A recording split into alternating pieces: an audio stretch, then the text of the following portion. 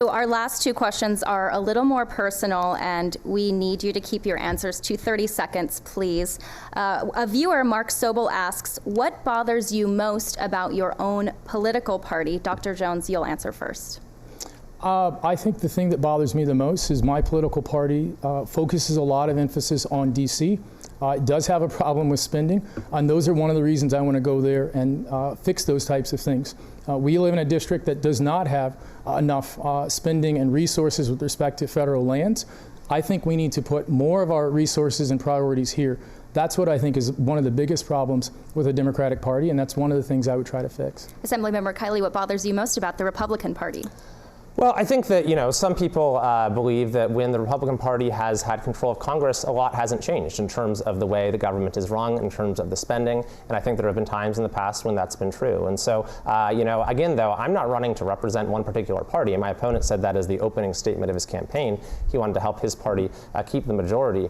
Here in the State Assembly, I've authored some of the most groundbreaking legislation to pass in recent years on public safety, on freedom of speech, on protecting our kids in school. When you're in the minority or super minority, as we are here in California, you have to work in a bipartisan way to do that, and that's what I'll do as a member of Congress. That really goes right into our next question, which is that politics has become very polarized. People still want to feel, though, that their representative represents their own interests. So in this particular district, 33% of the voters are registered Democrats. If you became the congressperson representing CD3, what would you do to help Democrats feel that specifically that you're representing their interests?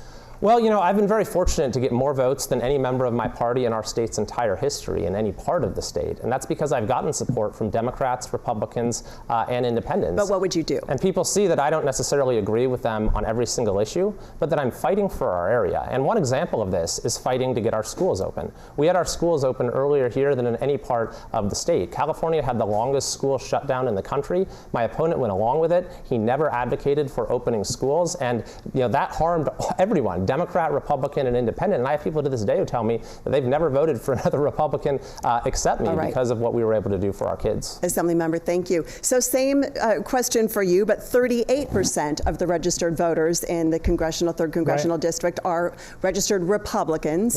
If you became their congressperson, what would you do to reassure them that you would have their back?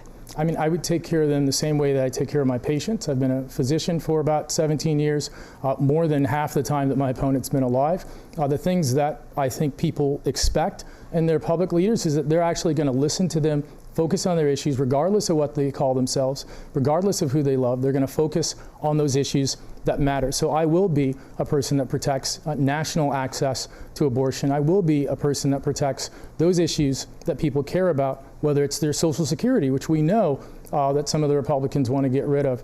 So I will focus on those issues that they care about, regardless of whether they're Democrat or Republican. As long as it's right for our district, that's what I'm going to do.